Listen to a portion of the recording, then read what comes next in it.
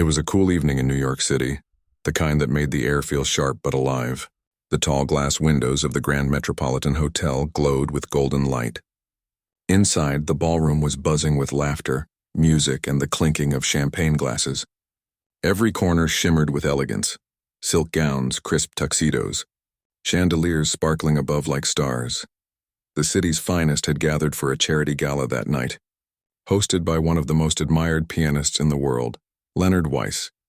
He was known not only for his unmatched talent but also for his charm, confidence, and playful arrogance. People adored him. To the guests, Leonard was a symbol of perfection, the man who had everything: fame, fortune, and flawless skill. As Leonard walked toward the stage, the crowd erupted in applause. Cameras flashed. He bowed dramatically before sitting at the grand piano, his fingers hovering over the keys. A hush spread through the ballroom. The first note broke the silence, smooth and steady, filling the air with magic. For 20 minutes he played with passion that seemed almost unreal. The audience watched in pure admiration. Every note was deliberate, every pause measured. It was the kind of performance that made people forget to breathe. When he finished, the applause was thunderous. Leonard stood, smiled, and bowed again, soaking in the admiration like it was part of the music itself. Then, with a mischievous grin, he leaned into the microphone. "Ladies and gentlemen," he said, "I think we've had enough of perfection for one night. Perhaps it's time to hear from someone unexpected." A ripple of laughter moved through the audience. Leonard's eyes scanned the tables until they stopped near the back of the room. Sitting there, quietly observing, was a woman who didn't quite blend in with the glittering crowd. She looked to be in her 40s, maybe early 50s, dressed simply in a cream-colored blouse and a long, dark skirt. Her hair was neatly tied back, her face calm, almost humble. She didn't seem uncomfortable, but she also didn't try to draw attention to herself. Leonard pointed toward her with a playful smile. "Madam, you've been listening so intently all evening. Tell me, do you play?" The crowd turned, curious. The woman blinked in surprise. "Me?" she asked softly, pointing to herself. "Yes, you," Leonard replied with mock seriousness. "I can always tell when someone loves music. Why don't you join me at the piano?" The crowd laughed again. Some thought it was part of the entertainment. Others whispered to each other, amused by the bold invitation. The woman hesitated, unsure if he was serious. Her cheeks flushed and she gave a small, polite smile. "Oh, no, thank you. I couldn't possibly." Leonard tilted his head, pretending to think. Modesty. "The mark of hidden talent," he teased. "Come now, one song. If you don't play, we'll never know what we've missed." People began clapping, cheering her on, not out of kindness, but for amusement. The attention felt heavy on her shoulders. She looked around the room, realizing every eye was on her. Something inside her shifted, a mix of fear and quiet pride. Slowly, she stood up. "All right," she said softly. "Just one piece." The laughter softened into polite curiosity. Leonard gestured toward the piano with exaggerated grace. "The stage is yours." As she walked up the steps, the sound of her shoes tapping against the wooden floor seemed to echo louder than the music had minutes before. The lights caught her face, gentle lines from years of living, eyes that carried both warmth and something unreadable. When she reached the piano, Leonard leaned close and whispered, "Just loud enough for the first row to hear. No pressure, my dear. It's only the finest audience in New York." A few people chuckled. The woman didn't respond. She simply smiled faintly and looked down at the piano. Her hands hovered over the keys. The chatter in the room began again, soft murmurs of expectation. A waiter in the back whispered, "This is going to be interesting." Another guest leaned to her friend, saying, "Poor thing. She's probably never played in public." But the woman didn't seem to hear any of it. For a long moment, she just sat there, completely still. Her fingers didn't move. She took a deep breath and closed her eyes. Something changed in the air. Something subtle but real. Leonard stood to the side, still smiling, but his confidence wavered for a brief second. He couldn't tell why, but something about her calmness unsettled him. Finally, she opened her eyes, placed both hands on the keys, and pressed a single note. It was soft, gentle, but it carried. Even in that grand hall with its marble walls and clinking glasses, the note seemed to linger, clear and alive. Then she began to play, but not yet beautifully. not yet the way that would come later. She started slowly, testing the keys almost as if she were introducing herself to the instrument. The audience waited, half amused, half curious. Leonard folded his arms, pretending to look patient. "Take your time," he said lightly. She gave no reply. Her focus was somewhere else entirely. In that moment, something strange happened, something small but noticeable. The usual noise of glasses, whispers, and movement began to fade. People started paying attention not because they were told to, but because they felt something changing. Her playing grew steadier. A faint melody began to form, delicate but hauntingly familiar. It wasn't loud or showy, but it carried emotion. Something pure. Even those who had been laughing a minute ago found themselves quieting down. Leonard tilted his head slightly. He recognized the tune. An old classical piece, one that required more than just skill. It required understanding. He took a step closer, his expression shifting from amused to curious. But just as the melody began to take shape, she stopped. The crowd blinked, uncertain if it was over. She smiled faintly and said softly, "I think that's enough." A polite laugh rippled through the room. Leonard stepped forward, clapping lightly. "Bravo," he said, half joking. "You've got courage, I'll give you that." Though I was hoping for a little more. The woman stood, her expression calm. "Perhaps another time," she replied. She began to walk back to her seat, but something in her tone caught Leonard off guard. It wasn't embarrassment. It wasn't defeat. It was quiet confidence, the kind that didn't need to prove anything. He watched her sit back down, greeted by a few pats on the shoulder and sympathetic smiles. The evening moved on. The orchestra began to play again, and soon laughter returned to the room. But Leonard couldn't shake a strange feeling. For the rest of the night, his mind kept going back to that one note she had played, the way it sounded.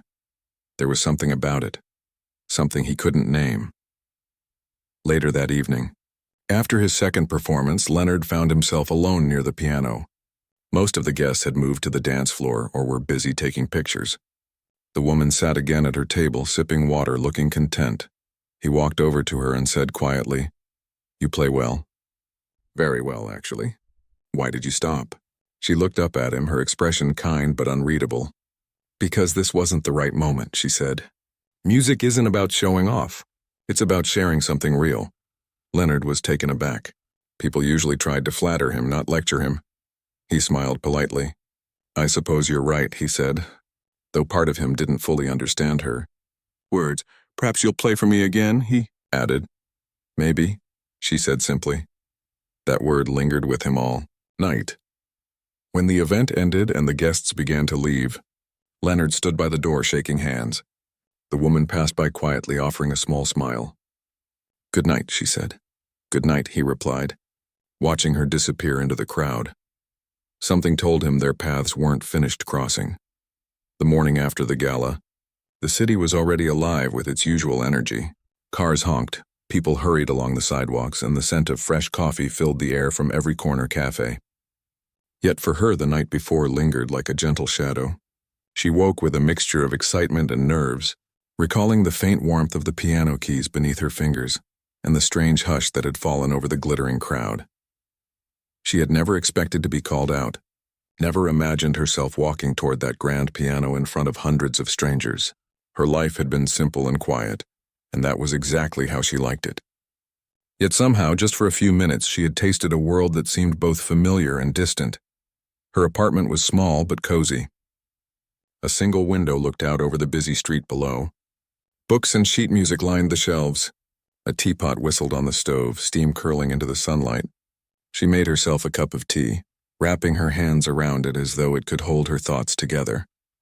She remembered the looks of the audience, the curiosity, the laughter, the disbelief, and her lips curved into a small, self-conscious smile.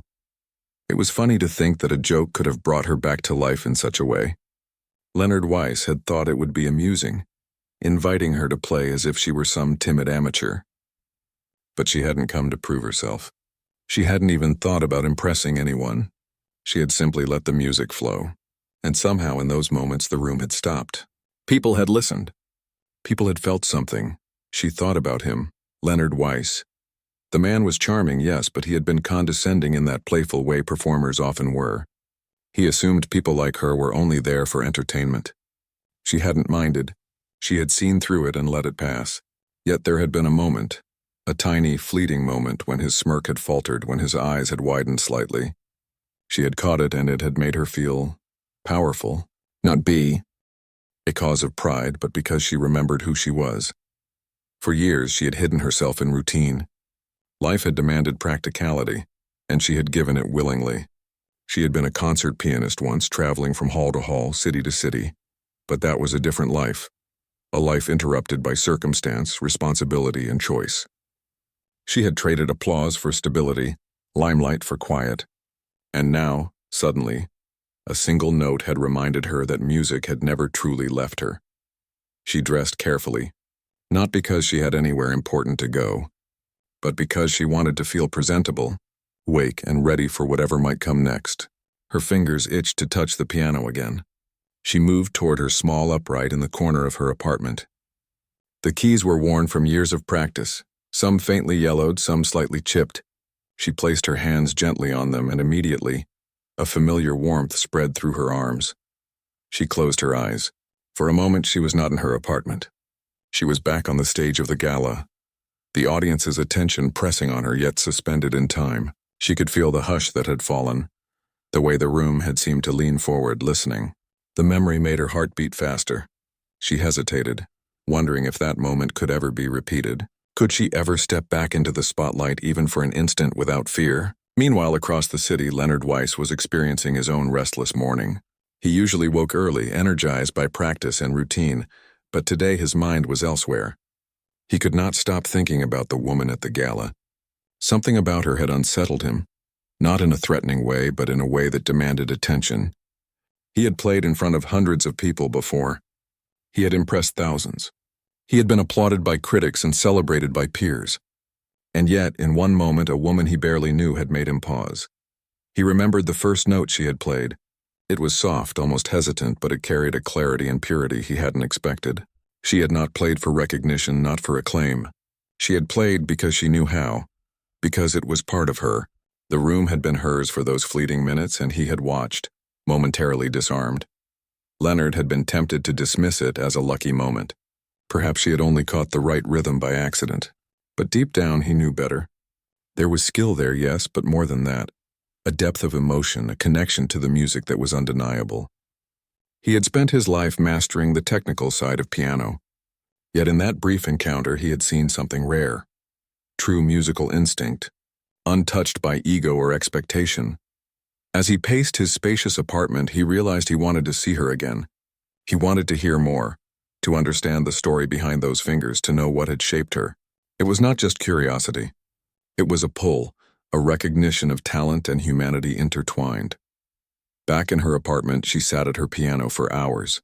She played quietly, softly, exploring melodies she had almost forgotten. Each note reminded her of a different time, a different stage of her life. Childhood lessons, late-night practices, small recitals in empty halls, and grand concerts where the applause had sometimes been overwhelming. Music had been her companion, her escape, her voice when words failed. Hours passed without her noticing. Sunlight shifted across the room. The city outside continued in its relentless pace, unaware of the quiet rediscovery happening within that small apartment. She felt a lightness she hadn't known for years, a thrill of remembering herself, not the practical, ordinary woman she had been, but the one who had lived and breathed music with every fiber of her being. Her phone rang, startling her from her reverie. It was an unknown number. She hesitated, then answered. "Hello?" she said. "Is this?" a voice asked, careful and polite. "This is Leonard Weiss. I hope I'm not disturbing you."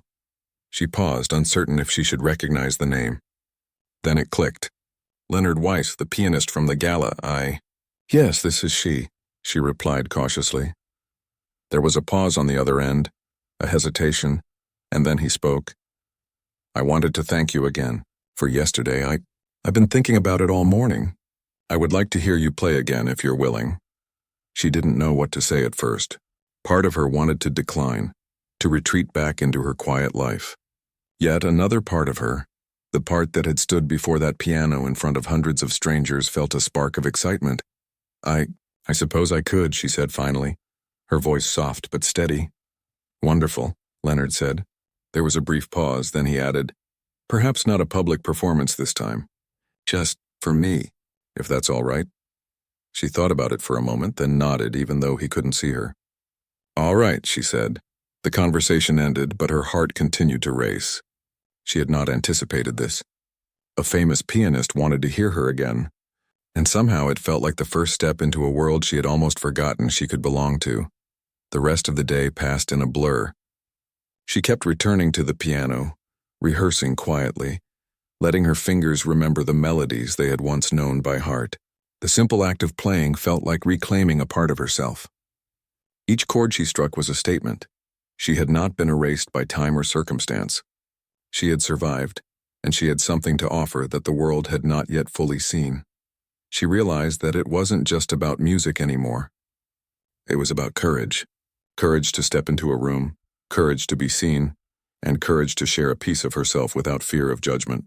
That tiny step at the gala had been the first, and now she would take the next. By evening she was ready. She dressed carefully, choosing a simple outfit that allowed her to move freely at the piano. She carried herself with a quiet confidence, a soft awareness that this time she was in control. She walked out into the streets, the city lights twinkling, the air cool against her skin. She felt alive in a way she hadn't in years. Leonard had arranged a small private meeting at his studio. It was a room designed for music, lined with pianos, grand and upright, each polished to perfection. When she arrived, Leonard greeted her warmly without the playful arrogance he had shown at the gala. There was respect in his eyes now, a genuine curiosity. Thank you for coming, he said simply. Thank you for asking, she replied, a small smile on her face. She sat at the piano, hands hovering above the keys. Leonard stepped back, giving her space. She closed her eyes for a moment, took a deep breath, and began to play. This time she didn't hesitate. Each note flowed naturally, confidently, as if it had never been interrupted by years of ordinary life. Leonard listened, completely absorbed, his usual composure replaced by awe. The music filled the room, wrapping around them both. It was intimate, profound, and real. When she finished, there was a silence. Neither of them moved immediately. Then Leonard exhaled softly. You play like no one I've ever met, he said finally. She looked up, not proud, not boastful, but quietly satisfied. I've played a long time, she said. I suppose the music never really left me. Leonard nodded. It certainly hasn't, and it seems I underestimated you. For the first time in years, she felt seen, not just noticed, but truly recognized for who she was and what she could do. That small moment at the gala had led her here, to a private room where her talent was acknowledged without mockery, without expectation, and without judgment. And in that recognition, she felt something she hadn't felt in a long time, the thrill of possibility. The private studio was quiet, almost reverent as she sat at the grand piano. Sunlight filtered through tall windows, illuminating the polished wood and the glossy black keys. She ran her fingers lightly over them, feeling the familiar texture, the slight coolness, the weight of each note waiting to be released.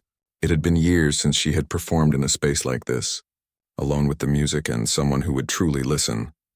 Leonard stood a few feet away, leaning casually against a wall, watching her with an expression that was hard to read.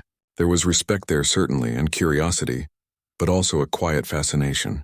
He had expected a simple performance, perhaps competent but cautious. He had not anticipated the depth he was about to witness.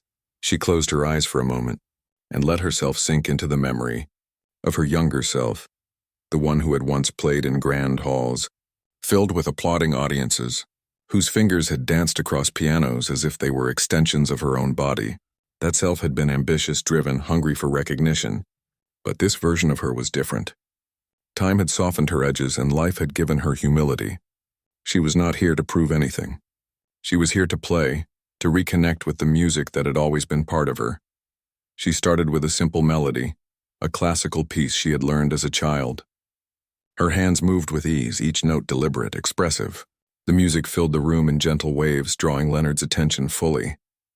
He had heard countless pianists in his life, but there was something about the way she played, calm yet commanding, subtle yet powerful, that felt different. It wasn't just technical skill. It was the feeling behind every note. She didn't rush. She didn't show off. She let the music breathe, let it speak, and in doing so, she told a story with her hands. Leonard found himself leaning forward slightly as though trying to catch every nuance, every small inflection. He had performed for audiences all over the world, yet in that small studio listening to her, he felt something he had rarely felt: awe.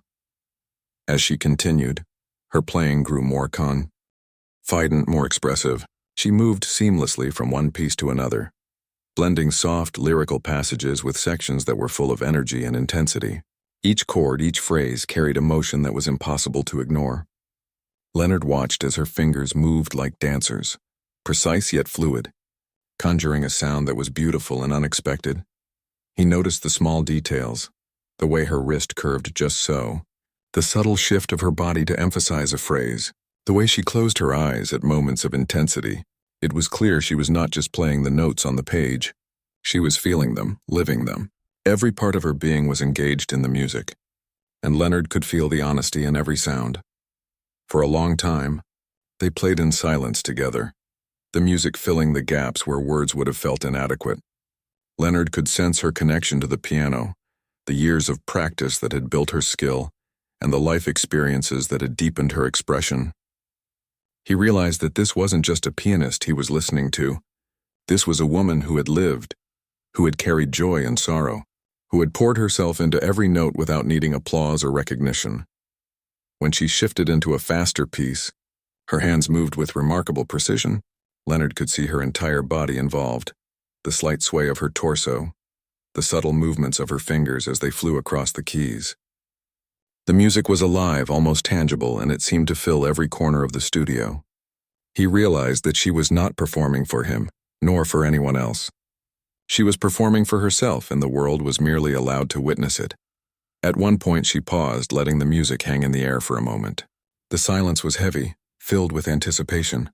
Leonard could hear his own heartbeat in the quiet. She took a deep breath and continued, shifting into a piece that he did not recognize immediately. The melody was unfamiliar but stunning, each phrase imbued with feeling that spoke directly to the listener's soul. Leonard found himself completely absorbed. He had expected to be impressed, perhaps entertained, but what he was experiencing went far beyond that. This was music that carried weight, that told a story without words, that seemed to reach inside and touch something deeply personal. He felt emotion stirring that he hadn't anticipated: wonder, admiration, and a quiet respect that left him momentarily speechless. As she played, Leonard couldn't help but reflect on the contrast between the gala performance and this private session. At the gala, the room had been filled with laughter, distraction, and expectation. Tonight, there was only her and the music, and in that intimacy, he realized how extraordinary her talent truly was. The audience at the gala had glimpsed her brilliance in a single note. He was witnessing it fully in all its depth and complexity. She did not look at him while she played. Her focus was entirely on the piano, on the music flowing through her.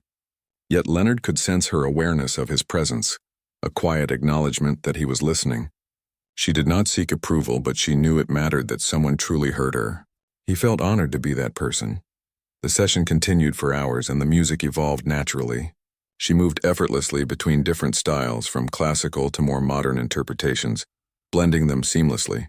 Her hands were strong yet delicate, capable of producing both thunderous power and soft, subtle beauty. Leonard had played alongside many musicians in his life, but he had never encountered anyone who could command a piano with such balanced strength and grace. He noticed the emotional layers in her playing, the way joy and melancholy could coexist in a single piece, the way each note seemed intentionally placed to evoke a specific feeling. It was not merely technique or memorization. It was storytelling through sound. He realized that her talent went far beyond the notes themselves. She was capable of creating an emotional journey, drawing the listener into her world with every chord. As the evening progressed, Leonard felt a sense of awe he had not experienced in years. He had performed countless times, captivated audiences across the globe, and yet here, in a quiet studio, he was witnessing something extraordinary. It wasn't just skill. It was presence, authenticity, and a deep unspoken connection to the music. At one point, she looked up briefly, meeting his gaze. There was no arrogance, no showmanship, only honesty and a quiet pride in her craft. Leonard nodded, acknowledging what he had just witnessed.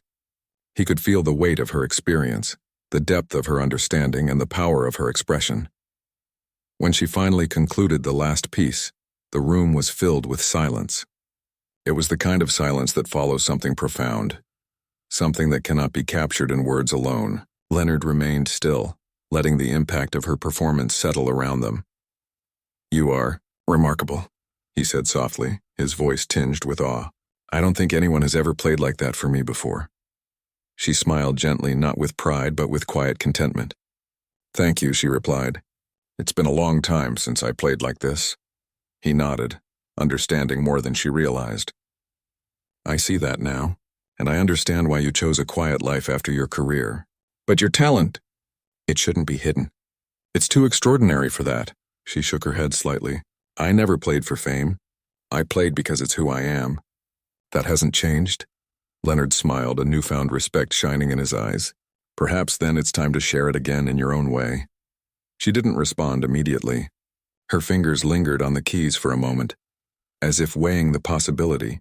Then she straightened, exhaling softly. "Maybe one day," she said. The conversation lingered in the room, much like the echo of her music. Leonard realized that her presence and her performance had done more than impress him. It had challenged him, reminded him of the true essence of music, and awakened a curiosity he hadn't felt in years. They sat in companionable silence for a while, the piano between them almost like a bridge connecting their worlds. Leonard could sense that this was only the beginning, that there was much more to explore and understand about her and her music. When she finally stood to leave, Leonard offered his hand, which she shook with quiet grace. "Thank you for today," he said, "for sharing this with me." "Thank you for listening," she replied. As she walked out into the evening air, the city lights twinkling around her, she felt a renewed sense of purpose. The gala had been a small step, but this session had reminded her of the life she could still live, the music she could still share. And Leonard, watching her leave, felt an unfamiliar sense of anticipation. He knew that he had encountered something rare, something beyond talent, a musician who played not for applause or recognition, but because the music was part of her very soul. That night, as the city hummed outside and the studio grew quiet, Leonard sat at the piano himself, thinking of her. He pressed a single key, and in his mind he could still hear the way she had made it sing. He smiled faintly, realizing that this encounter would change the way he listened, the way he performed, and perhaps the way he lived. For both of them, the music had opened a door, one that had been closed for years, but now with a single note and a quiet confidence, was slowly beginning to swing wide.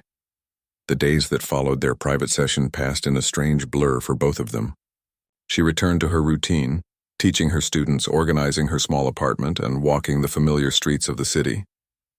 Yet every time she sat down at the piano, she could not stop thinking about that moment in Leonard's studio. It wasn't just the music itself, it was the sense of being seen, the understanding that her talent had not vanished, that it was still very much alive within her. She found herself replaying every note in her mind, the way the melody had flowed, the rhythm, the emotion she had poured into it. It was a reminder that no matter how quiet her life had become, she had a voice that could still reach out and touch others. She began experimenting with new pieces, ones she had never attempted before, letting her fingers wander freely across the keys, exploring sounds that were entirely her own. Meanwhile, Leonard could not shake the impression she had left on him. He had met hundreds of musicians in his life, many brilliant, many famous, but few had moved him in the way she had. Her talent was not just skillful, it was sincere, unpolished by fame or expectation, and that made it extraordinary. He found himself thinking about her constantly, wondering what drove her, what experiences had shaped her, and what stories lay behind the music she created. It wasn't long before Leonard decided to invite her back, this time for a small gathering of musicians and friends. He wanted others to hear her, to understand what he had witnessed. The invitation came carefully, respectfully, and without pressure. He described it as a casual evening, a shared experience, not a performance. She hesitated when she received the message. Public attention had never been something she sought, and the thought of playing in front of anyone again after so many years brought a flicker of anxiety. But at the same time, a small spark inside her stirred. She realized that the music she carried was not meant to be hidden entirely. She had lived a quiet life for years, yes, but perhaps it was time to let a little of herself be seen again. The evening of the gathering arrived, and she walked into Leonard's studio once more. The room was warm and inviting, softly lit and filled with familiar instruments. A few people were scattered around, chatting quietly, sipping wine. She sighed, silently marveling at the depth and authenticity of her performance. The hall was silent except for the music. People were transported, each absorbed in their own thoughts, memories, and emotions evoked by the sound. Some closed their eyes, letting the melodies carry them. Others simply sat enchanted, unable to tear their gaze from her hands as they moved effortlessly across the keys. She played as if no one were watching, yet the presence of the audience added a subtle energy to the room. Their appreciation was felt in every pause, every held note. It was a reciprocal experience, a shared moment of understanding between performer and listener.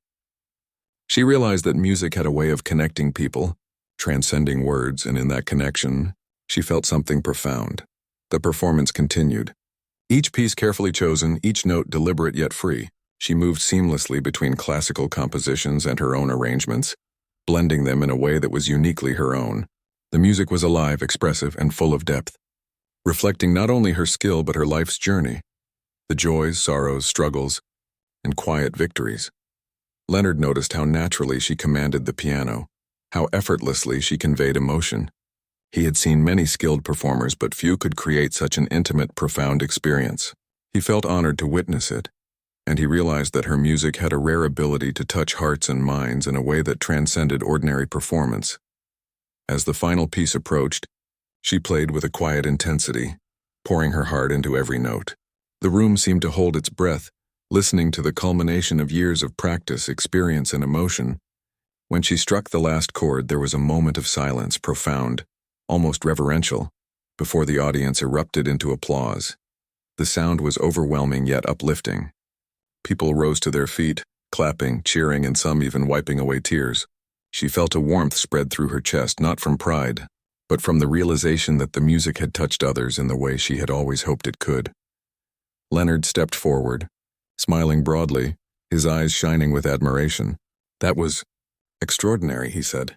"You've reminded everyone here what music truly is. Thank you for sharing it with us." She smiled softly, her hands resting on the keys. "Thank you," she replied, "for listening and for helping me find the courage to play again." After the audience left, many approached her personally, expressing their gratitude and admiration. They spoke of how the music had moved them, how it had evoked memories and emotions, and how rare it was to experience such authenticity. She listened quietly, humbled, and realized that the impact of her music extended far beyond the performance itself. In the weeks that followed, the story of her performance began to spread quietly, first among the local music community, then more broadly through word of mouth. People were intrigued not only by her skill but by the story of her return to music, the woman who had once stepped away from the stage, only to rediscover her voice in a way that was both humble and extraordinary. Leonard continued to support her, encouraging her to explore new opportunities without pushing her beyond her comfort zone. They met regularly, sharing music, ideas, and inspiration. Their bond grew deeper, built on mutual respect, admiration, and a shared understanding of the power of authentic expression. She found herself increasingly confident in her abilities, willing to experiment, compose, and perform in small, meaningful settings. She realized that music was not about fame or recognition. It was about connection, expression, and the courage to share a piece of oneself with the world. The experience transformed her in ways she had not anticipated. She became more open, more willing to take small risks, and more aware of the beauty in everyday moments. Music became a lens through which she viewed life, a way to connect with others and a source of joy and fulfillment that could not be measured by applause alone. Leonard, too, was changed by the experience. Witnessing her return to music reminded him of the essence of artistry, the importance of authenticity, passion, and connection. He felt inspired to approach his own performances with renewed purpose. remembering that music was ultimately about the emotions it could evoke and the bonds it could create. Over time, she began to teach her students not just the technical aspects of music, but the emotional depth and authenticity she had rediscovered. She encouraged them to explore their own voices, to play with feeling, and to understand that music was a reflection of life itself. Her influence extended beyond her own performances, shaping a new generation of musicians who valued honesty, expression, and connection. The journey that began with a single note at a gala had grown into something far greater than she had imagined. It was not about recognition, fame, or accolades. It was about reclaiming a part of herself, sharing it with others, and inspiring those around her to do the same. Looking back, she realized that every hesitation, every moment of self-doubt had been part of the process. Each step had led her to a deeper understanding of herself, her music, and the power of authentic expression. She had learned that true artistry was not measured by the size of the audience or the grandeur of the stage, but by the sincerity and depth with which one approached the craft. The music had given her courage, connection, and a renewed sense of purpose. It had reminded her that even after years of quiet, life could offer new opportunities, and that it was never too late to reclaim one's passion. And so, she continued to play quietly, confidently, and with a heart full of gratitude. Each performance, whether in a private studio, a small hall, or simply at her own piano, was an act of sharing herself with the world. She no longer feared attention or judgment. She played because it was who she was, and that alone was enough. Leonard watched her growth with admiration and pride. He knew that he had been witness to something rare, something transformative. The journey they had shared was more than music. It was a lesson in courage, authenticity, and the enduring power of talent nurtured with patience and love. Her story became an inspiration, not because she had returned to fame, but because she had returned to herself. She showed that it was possible to step back into life's stage with humility, grace, and the willingness to share one's gifts, no matter how much time had passed. And as she sat at her piano day after day, playing with the same passion and depth that had once captivated a crowded gala, she understood the truth that had guided her all along. Music was not just something to perform. It was a part of her, a voice that could touch lives, and a light that could shine quietly yet profoundly in a world that sometimes forgot to listen. The journey was complete, not because she had reached an audience, but because she had found herself again, and in doing so, she gave the world something far more valuable than applause. She gave it honesty, emotion, and the reminder that the human spirit could always rediscover its voice.